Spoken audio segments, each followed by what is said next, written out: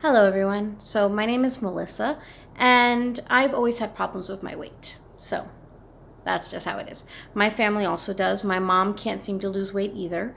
It seems to be pretty genetic for us. I have dropped weight before, but it eventually comes back on, you know?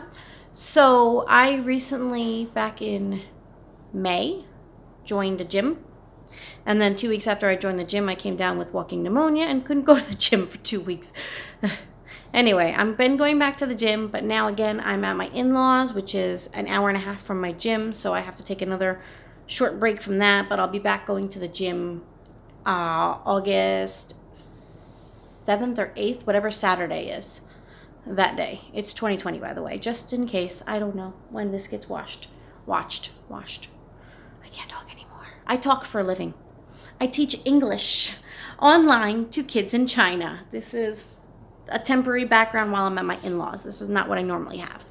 Anyway, while I've been here, although I've been doing some activity with basically my bedroom is on the third floor, so I'm constantly going up and down the stairs, and then a little bit of exercise on my own here. I have a yoga mat and stuff. I really haven't been going like full throttle or anything. I've been here mainly to let my kids play with their grandparents before they start school and let me work extra hours. Now, my working is mainly sitting. I could potentially stand. I have an extendable stand here. I could loosen this up and raise it up and stuff, but the problem is I have plantar fasciitis, although it is a lot better now. Standing for long periods of time can actually inflame that and cause a lot of pain. So I have to be cautious. So I do stand sometimes, but I definitely sit most of the time. I have been teaching online for well over a year now. And since I started teaching online, I have put on 15, 20 pounds. So it's been a slow going thing with adding extra weight, but it's there. Okay? The big thing that happened before I started working online was that I had a very bad miscarriage, and I found out about the online job literally days after the miscarriage, and I was in a really bad place. So I kind of just threw myself into the working online and ignored everything else basically, just so that I could keep my mind off of what I was going through. It was my fourth miscarriage in a row. I do have 2 children. I have 2 boys.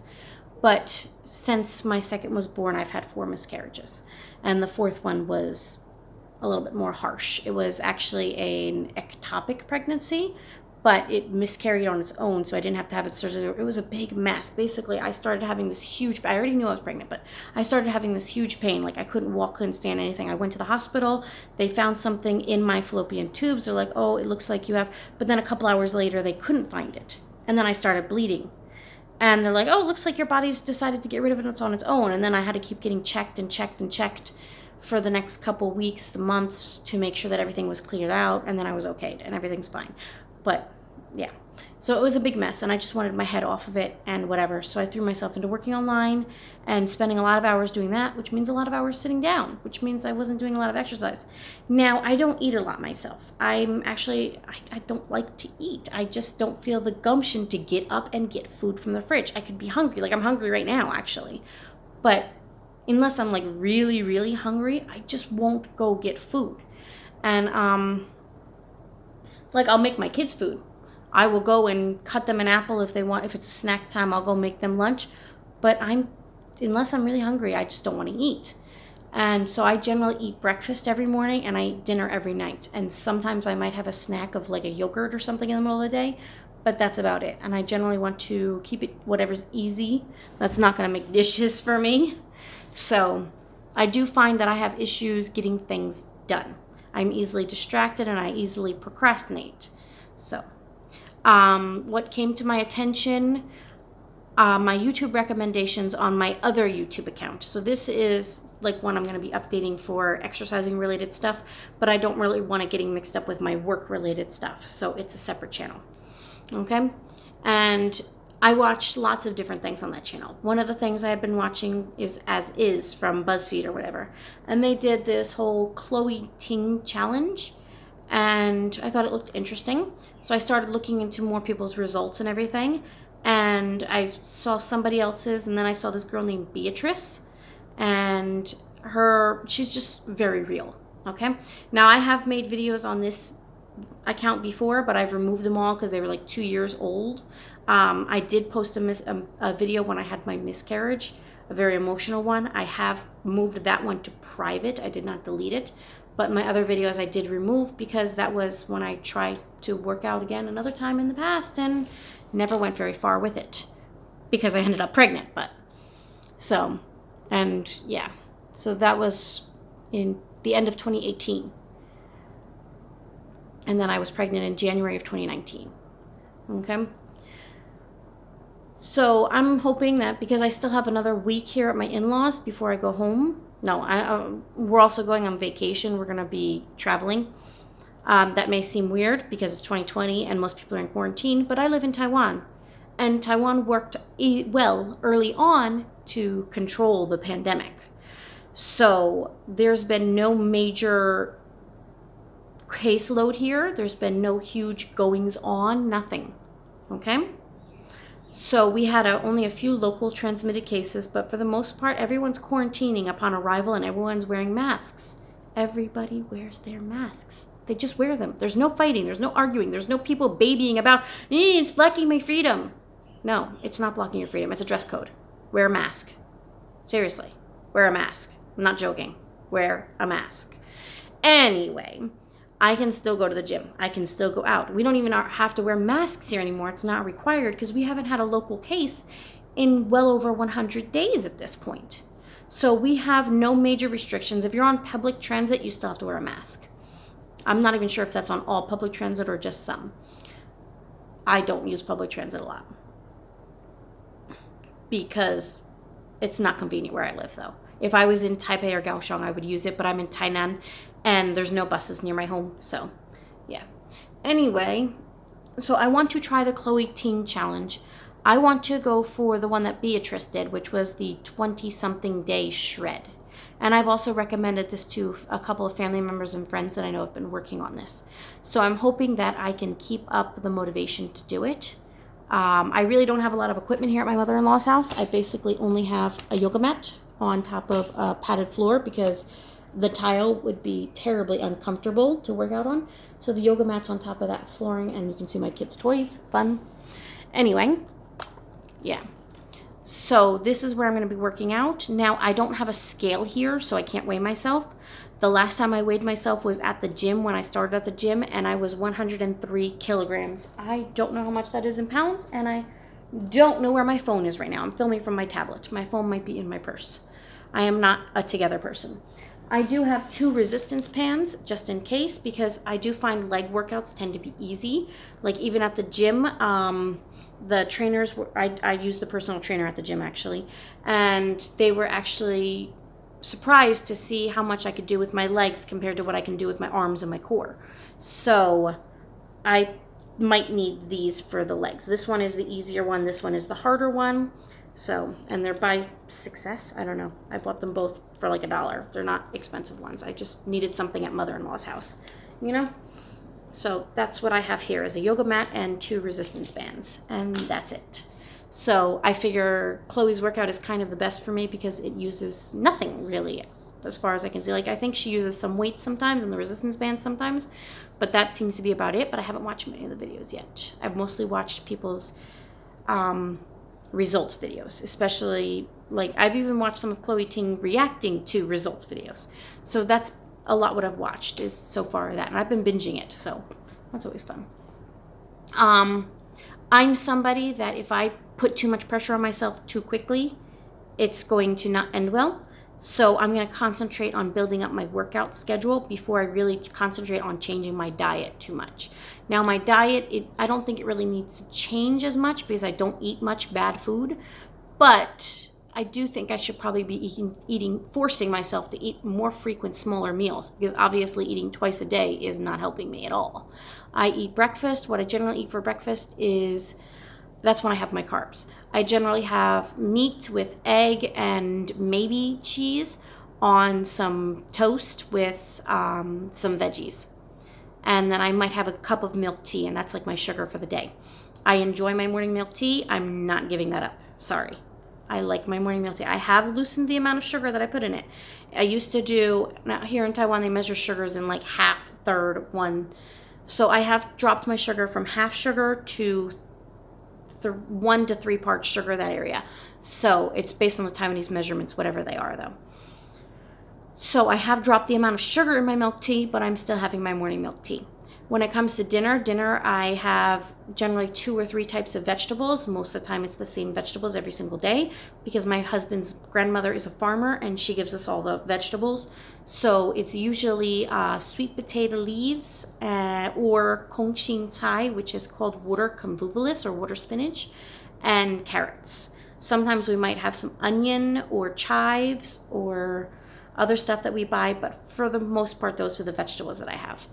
And then meat, I'll either have chicken or pork and sometimes beef. I should add more beef to my diet. I had a health check done in 2019,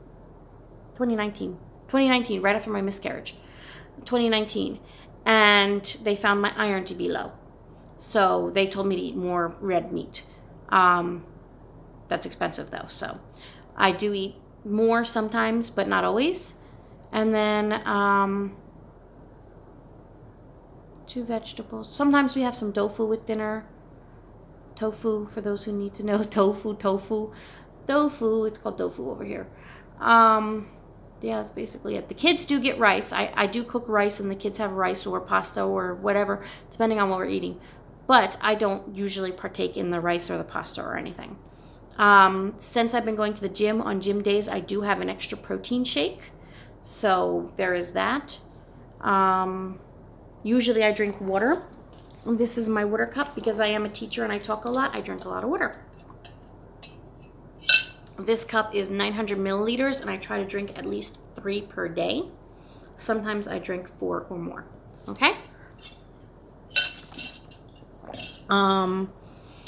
Measurement wise, I don't know what my measurements are, but I do have a measuring tape prepared so we can see that. So I'm going to grab that real quick and we can do measurement type things. I'm in a big loose baggy shirt.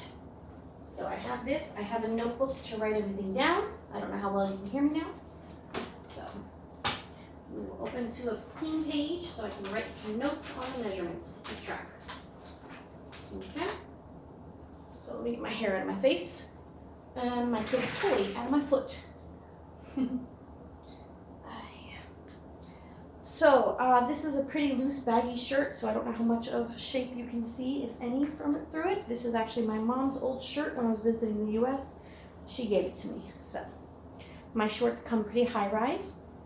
Okay, so I'm going to tuck this under here. I'm not comfortable taking this completely off, okay? So there's that. You can see the fat. Well, I will roll this down a little bit so we can see that I do have fat, okay? So let's see how we can tie this up, tuck it around, inside out, upside down, whatever it takes to get it out of my way. Did I lose it? I lost it. There we go. This is a brand new measuring tape. It says that this is inches. I'm not sure, so I'm going to use the centimeter side because that is more likely to be accurate.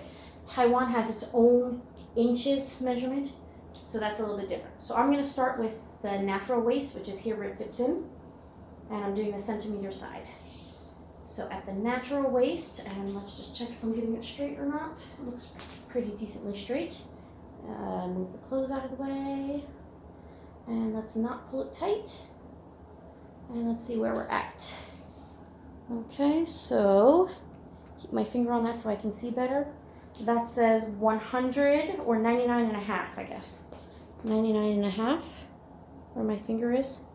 But I'll just even it out to 100 because, yeah, I'm terrible at measuring. So I'm going to write that as natural waist, 100. Okay, CM. Now we're going to drop down to this fatter part of the belly area where it looks. Now remember, I've had 2 kids, okay? So, and I actually didn't gain weight during my pregnancies. I didn't gain weight until after pregnancy. I had hyperemesis gravidarum while I was pregnant with my boys, and I was literally vomiting all day, every day. And so I'm at the belly button now. So this is where it's going to start getting big. So not pulling tight, going nice and loose. It's about 114.5 So, belly button, 114.5. Okay, we're gonna drop down to my hips now. Bum, bum, bum. There's the 0. We'll drop down to the hips. And I've got hip dips here. I don't know how well you can see them, but I've got hip dips. So, and I've got a rather large tuchus. So, yay! Not a good large, it's just a large tuchus. So we're under the belly. I don't know if we should be on top of the belly or if we should be under it. It feels like it should be under because the thing just kind of falls there. So that comes to, and I can't see it very well, it looks like 133.5. 133.5 at the hips.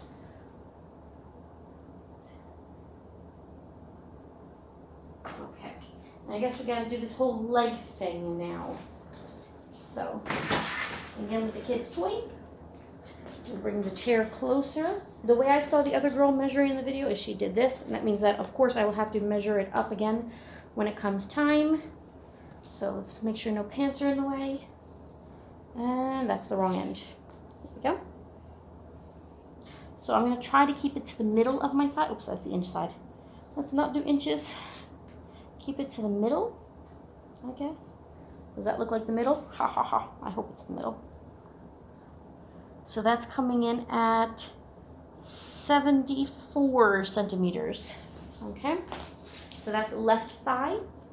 And right thigh is going to be, turn this so I can see what I'm doing. 74. So 73 and 74, was that right? Just double check. 74 on the right, because I tend to forget numbers. Numbers are not my strong suit, okay? Numbers are not my strong suit. Yeah, that's 73 and a half and 74, somewhere around there. So left thigh is 73, right thigh is 74. Okay, so we can drop this now. And we're gonna go for arms, I guess, which is gonna be a little bit more harder on, a little bit more harder. Yeah, I'm an English teacher, by the way. A little bit harder on its own. Okay, the other way, I guess. So that's going to bring us at, it's looking like 34.5 there for right arm. And then left arm, roll up the sleeve again. This arm is the trainer did tell me that. The trainer did tell me my left arm is a little bit bigger than my right arm. 36.5. Like a full 2 centimeters bigger. Jeez. Okay, I guess we gotta do the under bust too. And I don't know. Okay, I guess I gotta move the shirt again. Here, there we go. How are we gonna move it this time? Tuck it up. Tuck it up it is. It's not going to fit. There we go. So, we're gonna go just under my bra and try to follow that around. Okay. So what do we got there? I can't see in this, but so it's matching up. That feels a little bit tight. That's loosened up. Right here is where the thingy is underneath. So that is at 101 point something or other. A little bit over 101. And then now we gotta go with the over bust section, which is a little bit harder with the shirt on, I think. So the shirt's gonna bunch. Okay, that's fun. Well, I don't know, maybe I just won't do that measurement. I'm not comfortable taking off my shirt all the way, okay? Not comfortable with that. So, my chicken scratch rating is there. There we go. And again, like I said, the last time I checked my weight, which was at the gym with the personal trainer on their crazy scale, it was 103 kg. I should have found my phone. Then I could tell you what that is in pounds for those who need the pounds. Wow.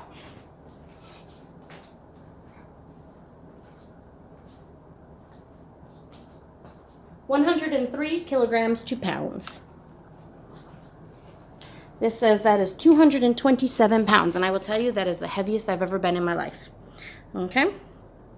So, when I was pregnant with my first, I was 90 kilograms, and I dropped down to 79. When I became pregnant with my second, I was 82, and I dropped down to 71. My first, after he was born, I kind of stayed around 79 to 83 for the whole 2 years after he was born, year and a half. And then with my second, after he was born, it's just been like a harder fight with the weight. So we'll see how this goes. Wish me luck. Bye-bye.